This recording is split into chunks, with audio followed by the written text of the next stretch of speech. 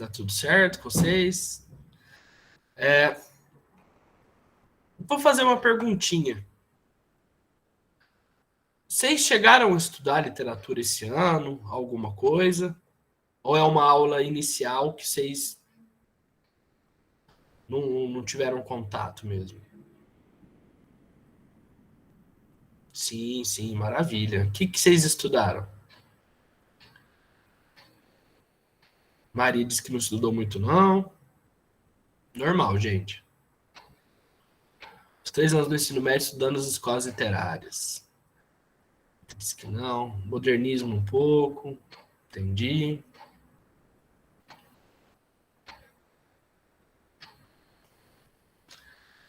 Nós vamos fazer uma aula bem inicial, então, hoje.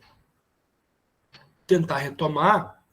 E a gente vai ver literatura, mas não tão literatura na questão das escolas literárias. Veja, eu vou pedir para vocês que vocês vejam as aulas que já estão gravadas.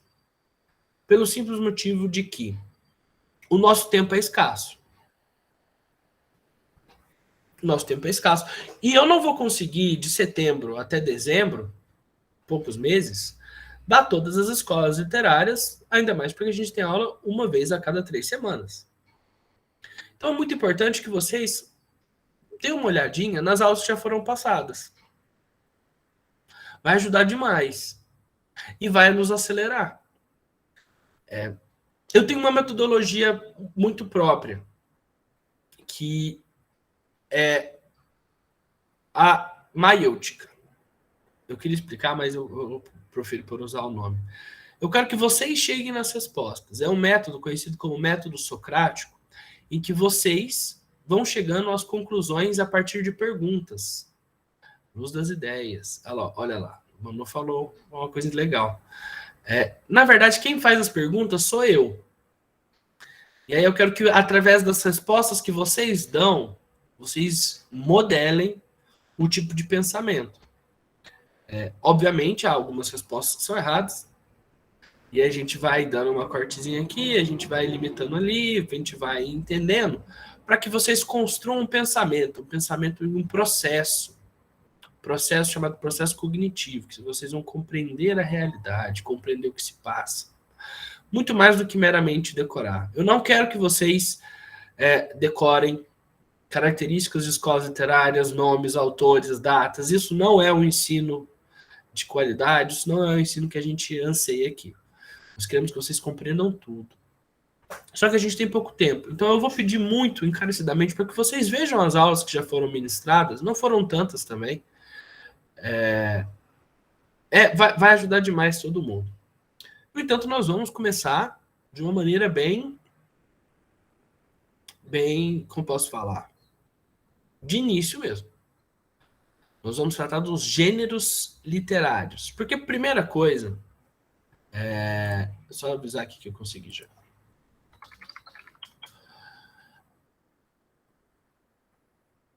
As aulas estão todas gravadas. A gente tem o nosso site, a gente tem no YouTube e eu acho que a gente tem no Classroom.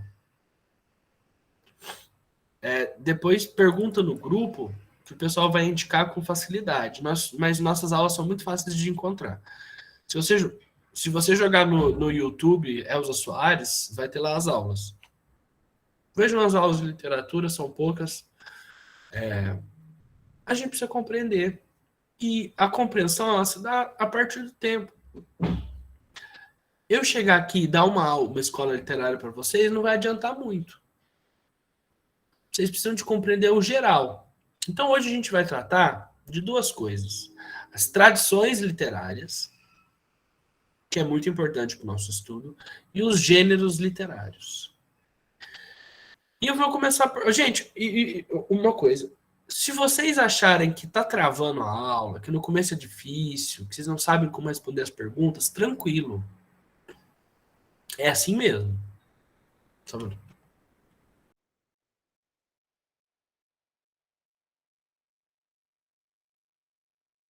Eu não quero que vocês saiam dessa aula sabendo tudo.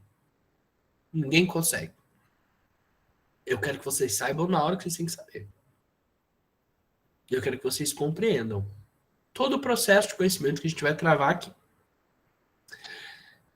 Eu prometo para vocês que cada vez melhora. Nas outras turmas, no começo, trava um pouquinho, mas depois pega o jeitinho, pessoal. Vocês vão gostar. Então vamos lá. Gêneros literários. O que vem à mente de vocês quando vocês veem a palavra gêneros literários?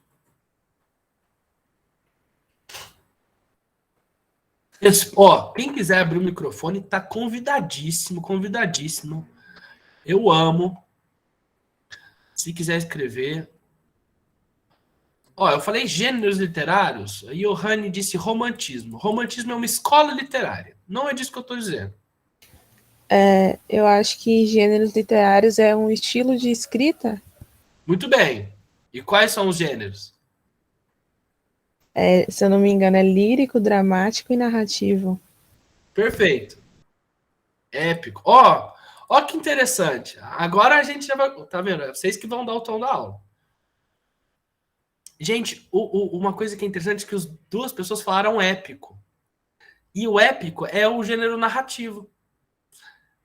Quando você tá na escola, na faculdade de letras, a gente estuda aqui a lírica, a épica e o drama. A Tainá apontou muito bem. A gente pode muito bem falar que o épico é uma narração.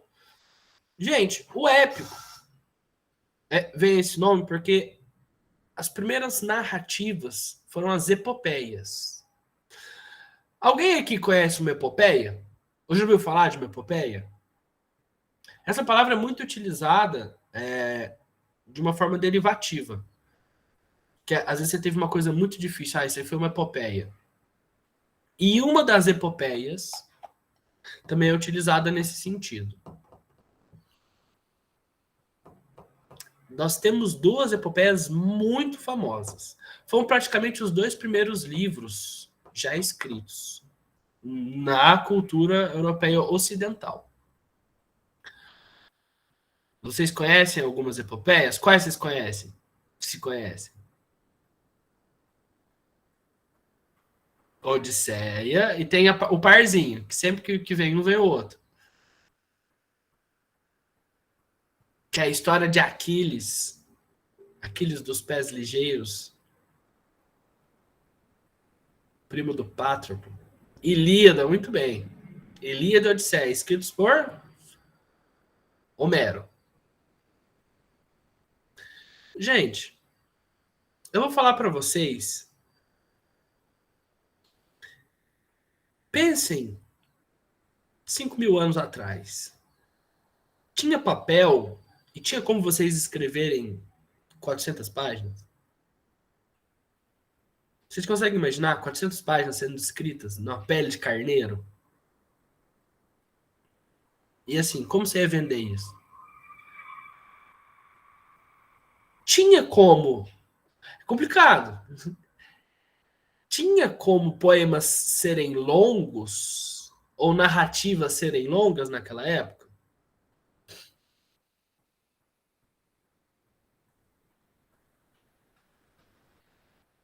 O que vocês acham? Dava? Não dava. Quando a gente fala de epopeia, a gente lembra dos poemas épicos. Porque antes a gente tinha lírica. Quando você vem a palavra lírica, é um gênero. O gênero lírico, ele tem que tipo de escrita, pessoal? Vocês sabem?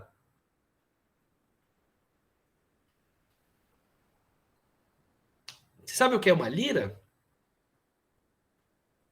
Deixa eu pegar aqui. Seria no estilo de poesia? Exatamente. A lírica é a poesia. Vou pegar a foto de uma lira para vocês.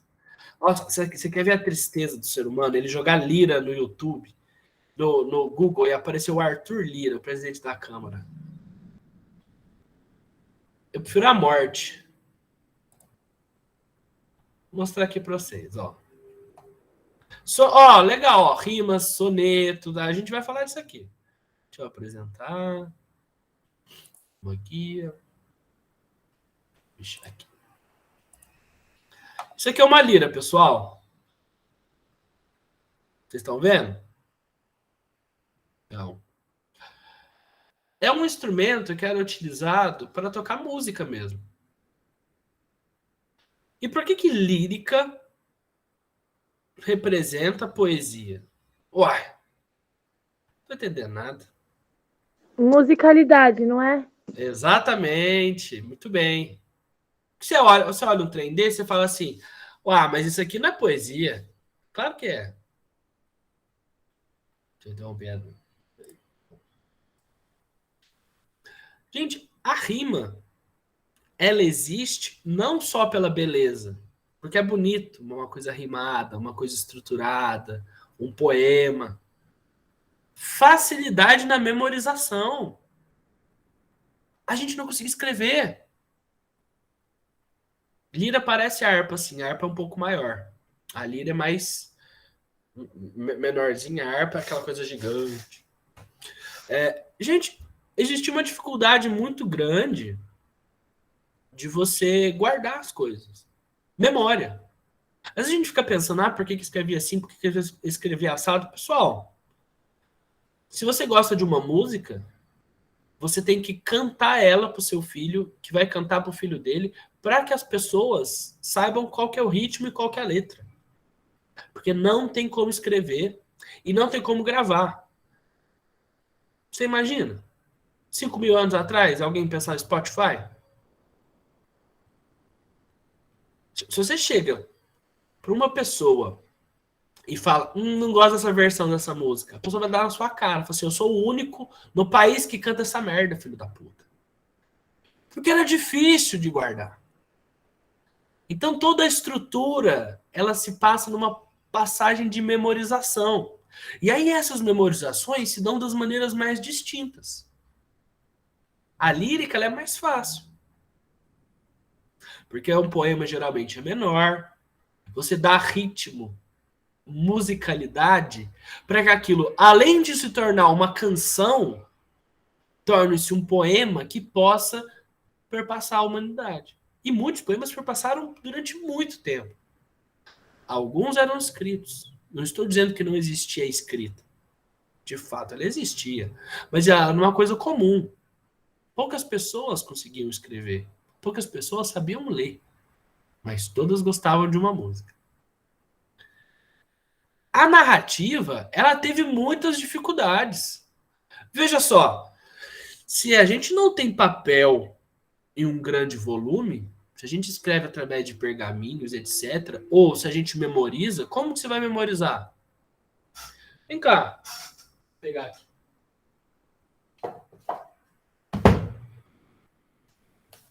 Olha o tamanho da Ilíada da Odisseia. Vocês conseguem decorar esses livros? Assim, ó, decora a Ilíada aí, ó. Ó, decora a Odisseia. Você consegue decorar isso aqui? Tinha gente que decorava. Sabia? É muito louco pensar na humanidade, né? O tanto que a gente é diferente. Deus me free. Ó, eu vou dizer... Eu sou professor e defensor da língua portuguesa. Ninguém vai usar inglês na minha aula, não. Eu sou famoso por não gostar da língua inglesa. E os alunos ficam me caçoando. Tá vendo como eu falo que eles estão caçoando? Eu falei que não pode, ela mandou um sorry. Essa aí é afrontosa, essa menina. Brincadeira, gente. As pessoas decoravam. Eu tô sabendo que esse cabartal de inglês. Porque eu tava falando mal de inglês na aula de literatura e a professora de inglês já tinha entrado. Nenhum dos meus alunos me avisou. São tudo sem vergonha. Aí eu descendo a lei em inglês e a professora lá. Sorte que eu sou amigo dela. Sorry, teacher. Começou agora. As pessoas, elas decoravam e eram chamados de rapsodos. Só que para você decorar um poema desse tamanho, às vezes você não decora tudo, você decora um canto. Os poemas épicos eram divididos por cantos. E sabe o que é legal? Eu vou falar um negócio para vocês. Era tido como tão maravilhoso tão gigantesco. Porque, vamos lá, vamos recapitular. Numa sociedade completamente precária, que ninguém tem bosta nenhuma, 5.000 anos atrás, assim, ó, é um que passa fome, ninguém conhece medicina, ciência nunca ouviu falar, nossa senhora, essa matemática é só uns doidos que estudam matemática. É um perrengue atrás do outro. Alguém contar a história de um povo através de centenas de páginas, isso é muito grandioso. Porque antes, o máximo que tinha era alguém que narrava um poema, declamava um poema, contava alguma coisa, alguma peça de teatro. Agora, quando você ia falar da história do seu povo, uma coisa longa, você não podia falar. O humano não podia. Existiam as pessoas que eram as deusas que poderiam fazer aquilo, que eram as musas. Já ouviram a palavra musa? Musa inspiradora? Musa nesse sentido tem outro. Vou fazer uma pergunta. Quem aqui já viu aquele filme Hércules, da Disney? Aquele mesmo.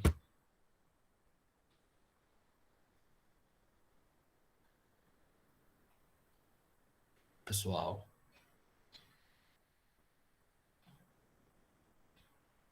Então tem gente que já viu.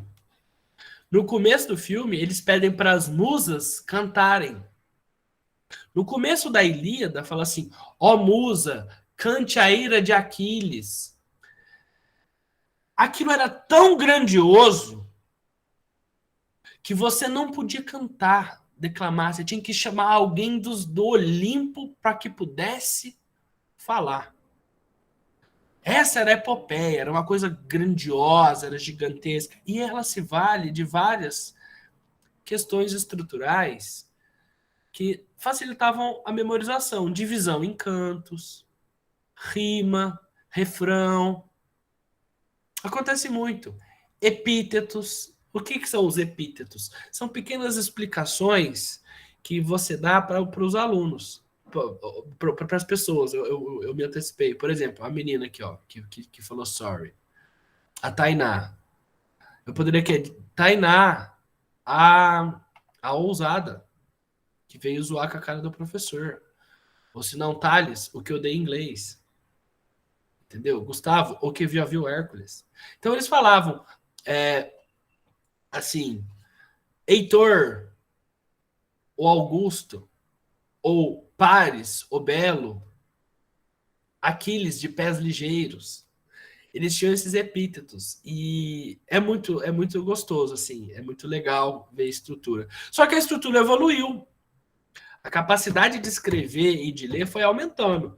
Então os livros eles foram aumentando.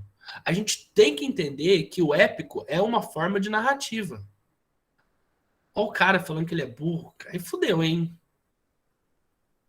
Aí fudeu, hein, Gustavo?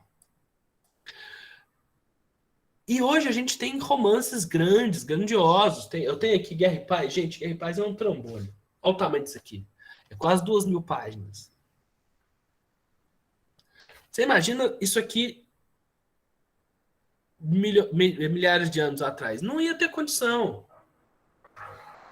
Então, as narrativas, elas evoluíram. E dentro das narrativas, que tem esse nome de berço épico, nós temos o conto, nós temos a novela, nós temos o romance. Se alguém na minha aula confundir romance com romântico, vai levar um tiro.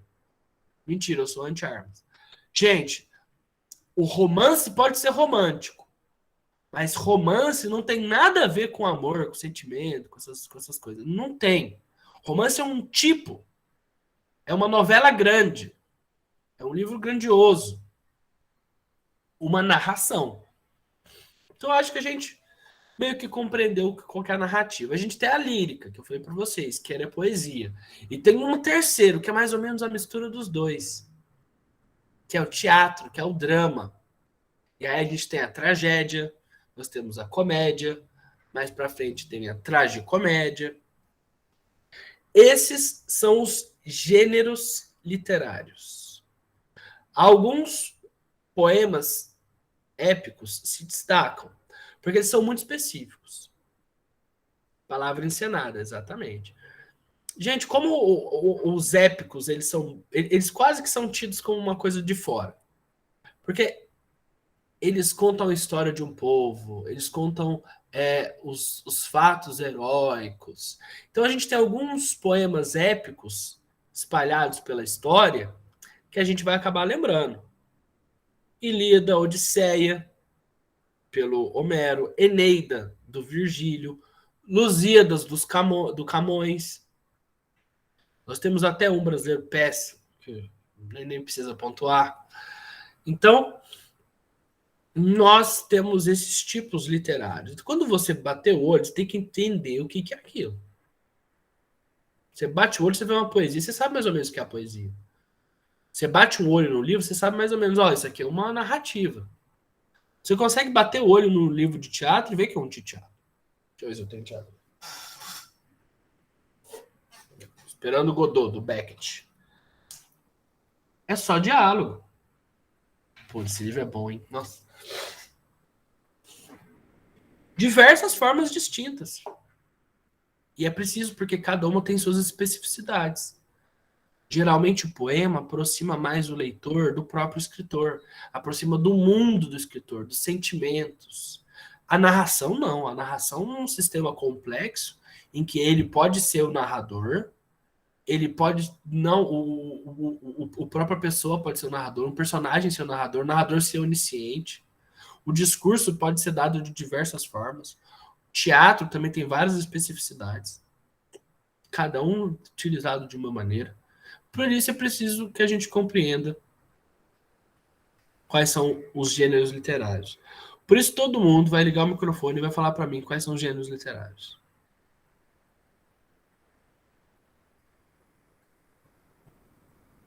Eu imaginei que ninguém fosse fazer isso. Eu fico com cara de besta, mas tudo bem. O professor se presta a isso. Épico. Vai lá, Tainá. Épico, lírico e o narrativo. Não.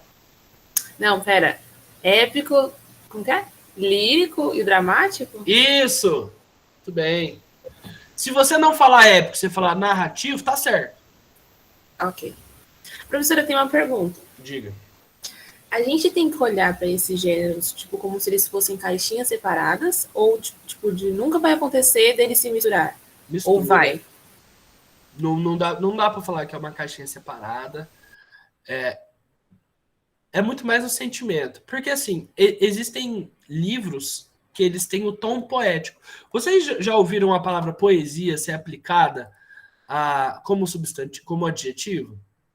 Por exemplo, assim, mas aquela pessoa super poética. A fala daquela pessoa foi poética. Esse livro tem uma escrita poética. Não necessariamente indica que virou um poema. Mas porque é utilizado como uma coisa adjetivada, é uma derivação. Então, às vezes mistura. Gente, Fausto é um livro que transita entre os três. Tem um pouco de narrativa, tem o teatro e parece poema. Não dá para você colocar tudo numa caixinha. Quando você estuda os gêneros literários, você fica vendo algumas exceções, alguns livros que você fica, mas isso aqui é o quê? Mas, na maioria das vezes, dá para perceber o que é um, o que é o outro. Mesmo que alguns façam algumas misturas, etc. É interessante. Durante a história foi mudando. E saibam vocês que, às vezes, havia muita resistência das pessoas que viam tipos literários que eram diferentes dos anteriores. E falavam assim, mas isso aqui não dá, isso aqui não pode. A palavra novela, olha como é interessante. Se você falar romance em inglês, é novel. Então, quando alguém fala que está lendo um novel, I'm reading a novel. A pessoa vai falar assim, você está lendo um romance. Parece que é novela, né? Novela em inglês é novelty, que vem de novidade. Cordel é lírico. Nossa, gente, cordel é tão legal. Mas, voltando, vem de novidade, estilo novo. Romance Romance vem da língua romanço, que era um tipo de escrita que era feita em uma determinada área que falava uma língua que era derivada do latim, que era o romanço, que acabou virando depois espanhol, português. Mas então o romance nada mais é do que um tipo de escrita que era feito por aquele povo. Não, gente, cordel é maravilhoso. Cordel é lírica de altíssimo nível, uma questão cultural fortíssima. Eu acho assim. Vamos trabalhar cordel ainda. Depois eu vou mandar para vocês no grupo um disco que eu comprei que tem umas coisas de cordel legais. Mas acho que. Ah, que legal, Preto. Você é da onde? Enquanto ela fala, a gente vai caminhando com a nossa matéria. Os gêneros literários acho que estão mais ou menos estruturados. Agora a gente vai falar de tradições literárias. Gente, você é de Salvador? Eu fui para Salvador ano passado, antes da pandemia. Que lugarzinho bom. Nossa. Ô, pessoal, tradições literárias, elas são divididas mais ou menos em duas, que foram teorizadas por um alemão chamado Friedrich Nietzsche. Quem escrever Nietzsche certo aqui, não precisa mais frequentar o curso. Mentira. Brincadeira. E nem fiquem tentando escrever não, que vão perder muito tempo. Que são duas tradições diferentes. A dionisíaca e a apolínea. Aí eu vou perguntar para vocês, alguém sabe quem é Dionísio?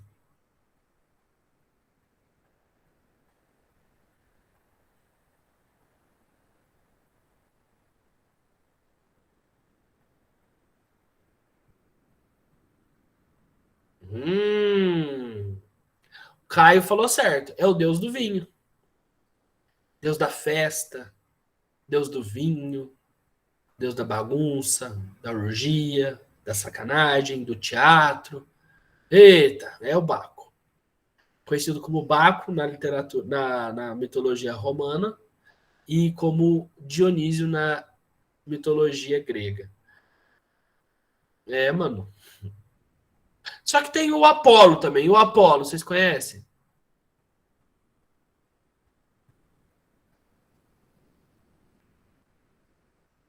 Deus Sol. Muito bem. Deus da razão, das luzes. O Apolo, pessoal, era o deus que pegava a carruagem dele e levava e trazia o sol. Segundo a mitologia, o dia amanhecia porque o Apolo estava trazendo o sol. E as cordas chamavam auroras. Então vamos pensar. Se um é o deus sol da razão e o outro é o da festa, da sacanagem, as tradições elas vão ir para um lado ou para o outro. E a gente vai avaliar de acordo com as características, né? Vamos ver. Um livro romântico. Sofrimentos do Jovem Werther, livro do Goethe, em que o jovem tão desesperadamente ama uma mulher que não é correspondido, que ele tira a própria vida. Vocês acham que esse livro é apolíneo ou dionisíaco?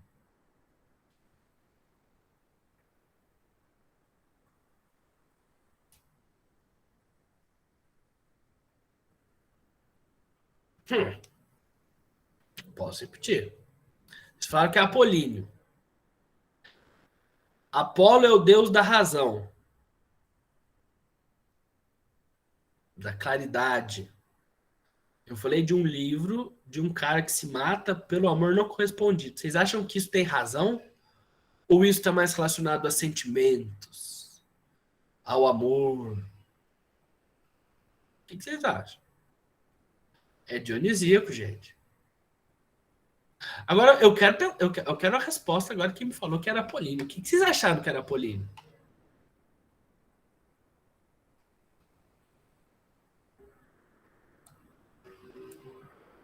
Não precisam ficar acanhados, hein, gente? Não! Não, gente. O ponto não é ter o amor feliz ou infeliz. Então, mas assim, não é muito por classe social o que eu tô querendo dizer. Tô querendo dizer que se existe sentimentos exacerbados, vai ser relacionado a um aspecto da vida que não é limitado por luz, por razão. Essas duas tradições literárias, elas acabam que ficam muito opostas, porque uma escrita é clara, a outra escrita é mais confusa, ela tende a ser mais poética, nesse sentido bem derivado da palavra. Agora eu vou dar um outro exemplo. Um livro que descreve. Vamos pegar Memórias Póstumas de Brás Cubas. Um livro em que um defunto autor escreve suas memórias, fazendo uma análise de sua vida completamente pessimista, dizendo, por fim, que uma das grandes vantagens da vida foi não ter perpetuado a sofridão que é a existência. Ou seja, não teve filho. Tainá disse que é apolíneo. O que vocês acham?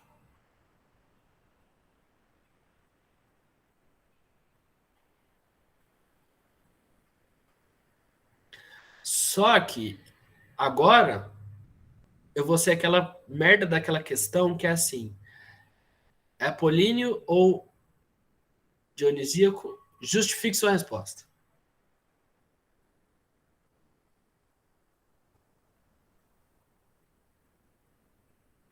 Ah, professor, eu acho que é apolíneo na questão de, tipo assim, eu não li completo esse livro do Machado, mas é porque ele traz muita reflexão, certo?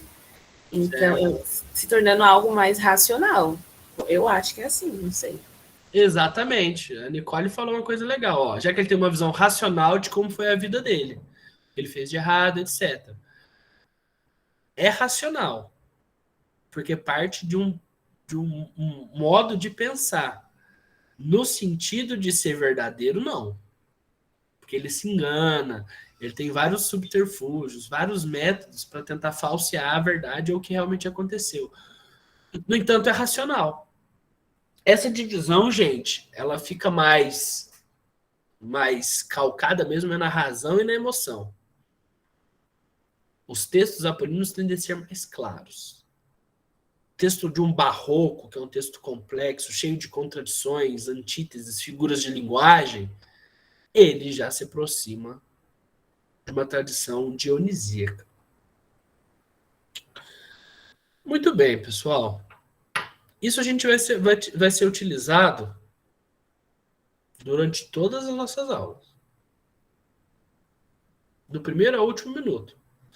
Nós vamos tratar das escolas literárias baseadas em serem dionisíacas ou serem apolíneas. Porque é o seguinte: a história se desenvolve através de superações.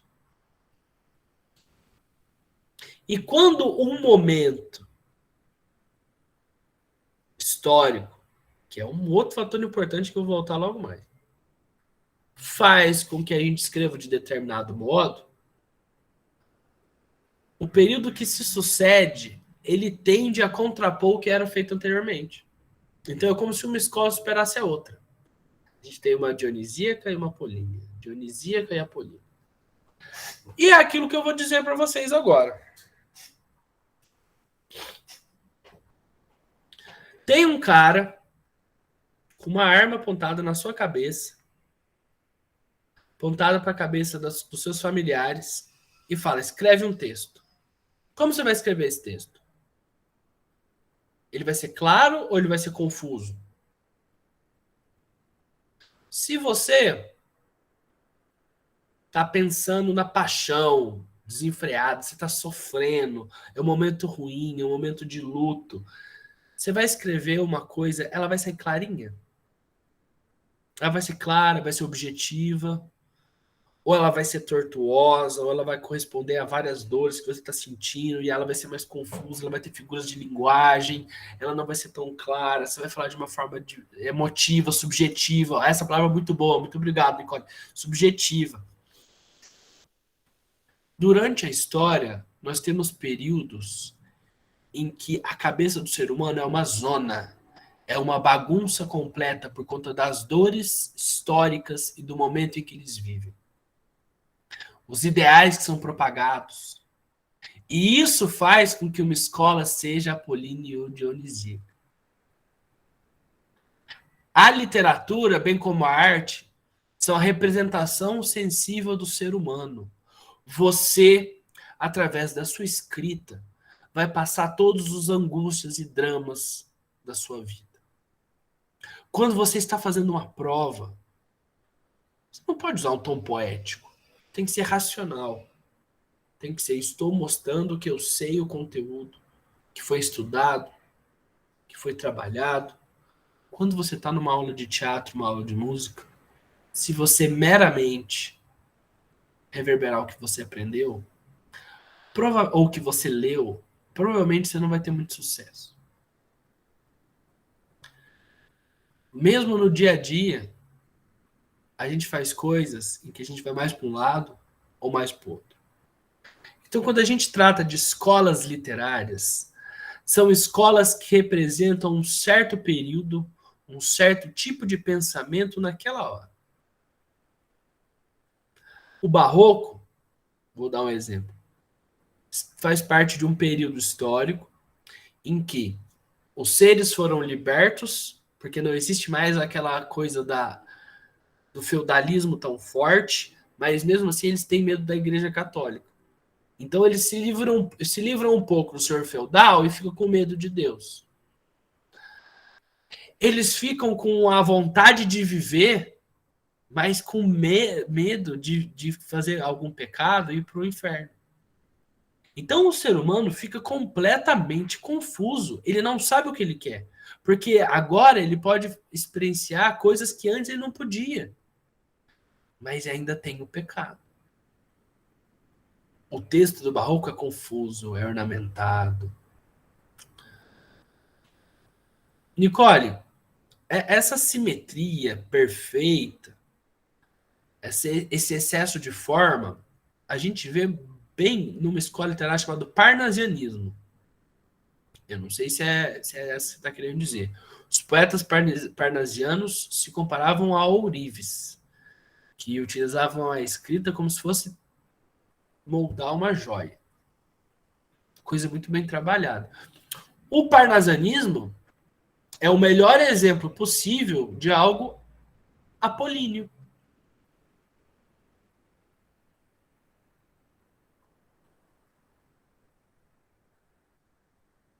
Então no Barroco estavam todo o tempo falando de liberdade e repressão. Não necessariamente. Os dramas eram outros. A palavra liberdade não cabia tão bem aqui. E nem repressão. Você não sente que Deus está te reprimindo, ou sente? Ou você não acha que você poder aproveitar a sua vida é necessariamente uma conquista de liberdade? Temos que ter cuidado para o tipo histórico que a gente está avaliando. Gente, Os Lusíadas é um poema épico que fala das grandes navegações portuguesas. É muito específico. E, gente, é isso que eu acho tão fascinante na literatura. Você entra em contato com uma frase escrita por um ser humano que tinha dores totalmente diferentes das que você pode jamais sentir. Porque ele vivia num período totalmente diferente. A gente tem textos de pessoas que acreditavam em dragões, em monstros marinhos. Nós temos textos de gente que acreditava em milhares de deuses. E acreditava que se você morresse e não colocasse 2 moedas nos seus olhos, você iria vagar durante 100 anos pelas margens do rio Estige, buscando desencarnar. Nós temos textos maravilhosos de pessoas que sofreram coisas que a gente jamais vai sofrer, que pensaram coisas que sentiram. Gente, O amor que você sente hoje é diferente do amor que você sentiria 100 anos atrás, é diferente do amor de 1000 anos atrás. Quando você entra em contato com isso, você entra em contato com a humanidade. Você se aproxima do que é um ser humano, em toda a sua essência. Porque nós somos um ser humano, mas nós somos um ser histórico. Gente, é muito interessante você tentar ver as dores de uma pessoa que vivia na Idade Média. Ou as dores de uma pessoa que vivia 100 anos atrás. Que nunca pensou que existisse um celular. São coisas totalmente diferentes. E assim, a literatura é fascinante. Vocês sabiam que tem textos escritos quando a língua portuguesa não existia? Se você está lendo a Ilíada, você pensa, ninguém, enquanto esse texto foi produzido, ninguém no mundo falava a língua que eu falo. Ninguém. É muito maravilhoso. É a forma de você se transplantar historicamente. É a viagem mais perfeita que você pode fazer. Que hora que acaba a minha aula, gente?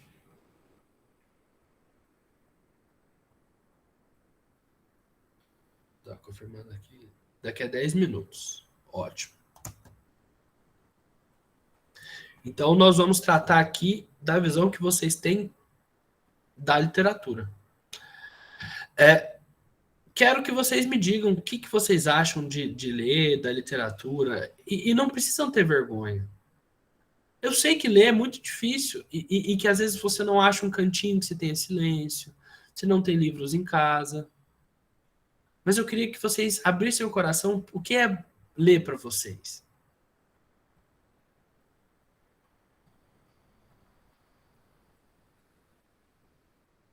Ah, sei lá, Pro, eu gosto de ler, eu acho que a leitura, ela faz a gente abrir um lado da nossa mente diferente, e a gente imagina coisas, imagina como está sendo retratado aquele livro, a paisagem, todas essas coisas. A única coisa que eu acho ruim é que alguns livros eu não consigo entender, mesmo lendo 20 páginas, e isso meio que me desanima. Mas de resto eu gosto bastante de ler. Rafaela, vamos lá. Esse é um ponto legal. Você ler é difícil. Se você está lendo um livro de alguém que fala sobre sentimentos humanos, uma obra-prima que trata do momento histórico que ele vive, dos sentimentos humanos, como que isso pode ser fácil? Não é fácil. Realmente, eu não consigo entender nem o meu, imagino dos outros, né? Ainda mais há, tipo, sei lá, 1000 anos, 500 anos atrás. E você sabe por que a literatura é muito importante? Porque hoje vocês vão ver que vocês vão começar a ler de uma forma diferente. Vamos lá. Eu tô com o livro aqui que eu tô lendo para a faculdade, chama Infância, do Graciliano Ramos. Eu não começo lendo o livro da página 1. Não. Eu começo lendo o livro antes de lê-lo. Graciliano Ramos, você vai ter que saber. O Graciliano Ramos é um alagoano. Então, a escrita dele vai ser muito influenciada pelo local onde ele escreve. Graciliano Ramos faz parte do modernismo brasileiro, dos chamados romances de 30. O modernismo tem algumas características específicas. O período histórico em que ele escreve é de ditadura da Era Vargas, ele foi preso. Graciliano Ramos também foi prefeito. Ele já tinha escrito alguns livros. Graciliano Ramos tem certas influências. Quando você estuda o livro antes de lê-lo, você compreende de uma forma muito mais fácil. Aí você fala, nossa, mas todo livro eu vou ter que fazer isso? Vai. Só que às vezes é automático. Se você já tem os estudos de literatura bem centrados na cabeça, você não precisa passar tudo isso de novo. Você vai olhar e vai falar assim, Graciliano Ramos, já sei me situar. A Manu falou, fui ler Memórias de um Sargento de Milícias com o Google do lado para pesquisar o significado das palavras. É isso. Gente,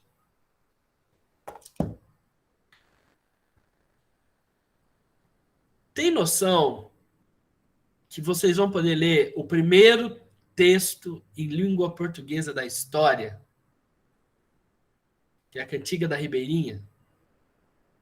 Eu vou mostrar para vocês. Vocês têm noção disso?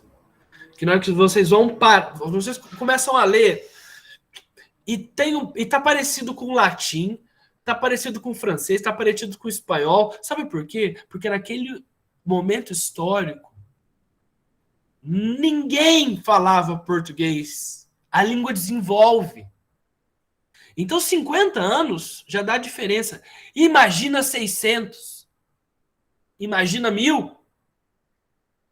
1000 anos. Palavras não existiam. Esse é o ponto. Palavras não existiam.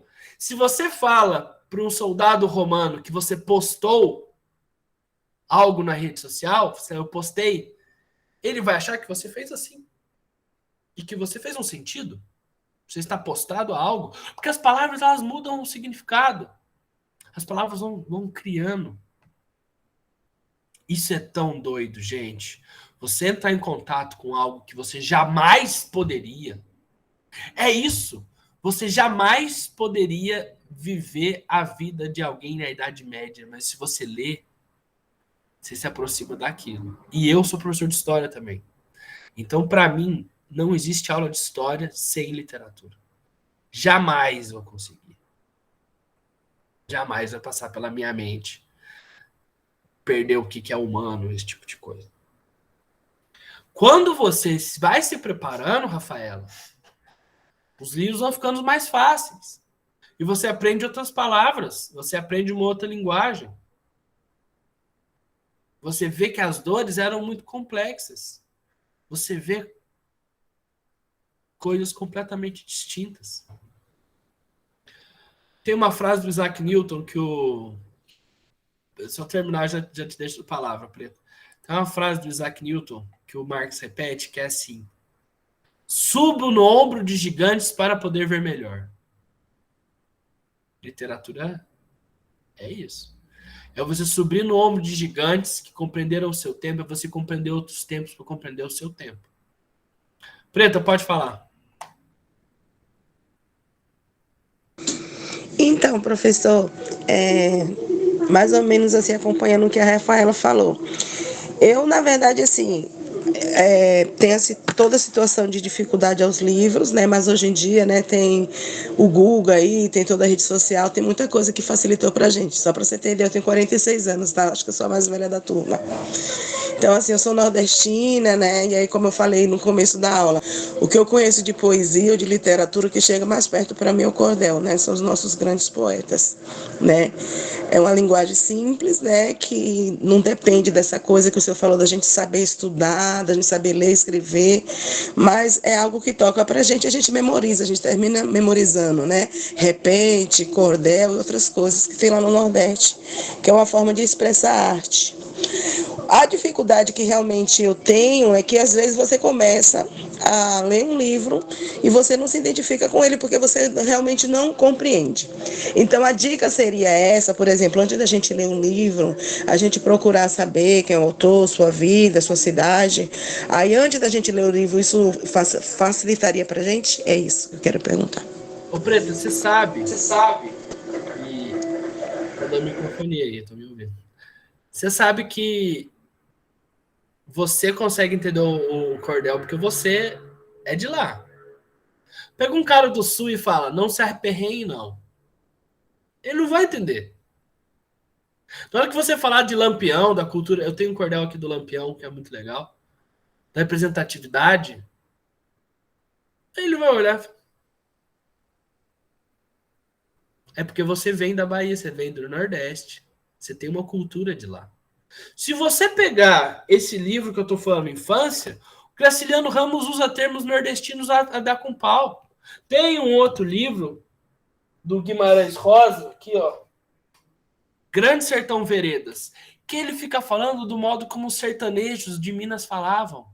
Eu sou mineiro, eu não entendo nada. Essa questão da proximidade, ela não vai acontecer sempre. E é isso que é a maior coisa maravilhosa da literatura. Estão te dando o passaporte para viver uma vida diferente da sua. Estão te dando um passaporte para você entrar em contato com uma coisa que você jamais viria. Todo mundo aqui que nunca viu um cordel vai sair daqui e vai ler um cordelzinho. E vai ver. É assim que a cultura é transmitida no Nordeste. Poesia. Mas aquilo te toca, que você é de lá. Às vezes você vai ler um poema do expressionismo alemão do século XIX e fala assim, isso aqui não me tocou muito. Não pense no que te tocou, o que não te tocou no primeiro momento. No primeiro momento, pense, estou sentindo as dores de alguém que jamais sentiria. Depois você escolhe o que você gosta de ler ou não. Isso acontece. A gente tem nossas preferências. A gente tem aquelas coisas que a gente prefere. Aquelas coisas que a gente lê. Tem os temas literários que cada um lê. Eu gosto muito de existencialismo, então eu acabo querendo mais para existencialismo. Mas quando eu leio outras coisas, eu falo, gente, olha o tipo de visão que eu estou podendo ter. Nicole falou assim, meu professor de português sempre explica o contexto histórico, a vida do autor, o livro, mas pelo pouco tempo dá para estudar toda a matéria dos vestibulares, acho que fica muito rápido, muita informação. É verdade, só que facilita. É uma das formas de você conseguir compreender aquilo, porque senão fica muito difícil. Tem pessoas que estudaram os livros e estão tentando ajudar as pessoas a ler. Eu sou uma pessoa que vou tentar ajudar vocês a ler. Eu vou tentar falar assim, calma, dá para ler. Vocês sabem do nosso clube do livro? O nosso clube do livro aqui do cursinho, vocês sabem qual foi o primeiro autor que a gente leu? Machado de Assis. A gente leu um conto chamado A Cartomante. E aí todo mundo que leu ficou surpreso. Falou, gente, mas Machado de Assis é tão difícil, eu consegui ler. Dá para continuar. Eu não vou indicar nada agora, assim. Eu vou falar eu vou ao decorrer da matéria passando as coisas que vocês vão ler, os textos, a gente vai acompanhar. Mas, cara, se desafia. Eu acho que é sobre isso mesmo, assim, sabe? De você chegar e falar assim, hoje eu vou conseguir falar com alguém do século XV. Hoje eu vou entender as dores e os pensamentos e os sentimentos de alguém que viveu 500 anos atrás. Totalmente diferente. Tá difícil? Tá. Ué, que viagem no tempo que é fácil? Ah, mas a linguagem desse cara tá difícil. Poxa, o cara tá falando sobre a vida não é fácil. O contexto histórico não é fácil. A literatura ela é difícil, sim. A gente tem que parar com essa ideia de que só porque é prazeroso, ou achei difícil. Cara, é muito complexo mesmo. Olha o que vocês estão se propondo a fazer. E que me perdoam os professores de exata, você não está querendo fazer uma equação. Embora tenha seu grande valor compreender coisas da natureza e funcionamento, você está tentando entrar na cabeça de alguém que não está no mesmo local que você, que não viveu no mesmo tempo que você. Imagine. Vocês têm dificuldade, às vezes, de falar com os avós. Eu tenho dificuldade, às vezes, de falar com vocês. Porque, às vezes, vocês vêm com umas gírias que eu não dou conta. Eu tenho um primo que tem 21 anos. Vira e mexe, eu viajo com ele. Eu não sei onde a gente tá, o que a gente tá fazendo. Agora, você imagina você... Cara, a literatura, ela tira qualquer tipo de espaço temporal. É um passaporte, só que é aquela, uma viagem. A viagem não vai ser fácil, mas ela vai ser maravilhosa. É aquilo. Convido vocês a se desafiarem. A subir no ombro de gigantes e falar assim, ó, eu serei uma pessoa... Nesse curso, vocês vão ler o primeiro texto em língua portuguesa. Eu quero que vocês cheguem em casa e falem assim, ó, eu li o primeiro texto já escrito em língua portuguesa na história. Quero que você chegue e fale assim, pai, mãe, eu li um texto de uma época em que as pessoas acreditavam em deuses. Na Grécia Antiga, que nem escrita direito tinha.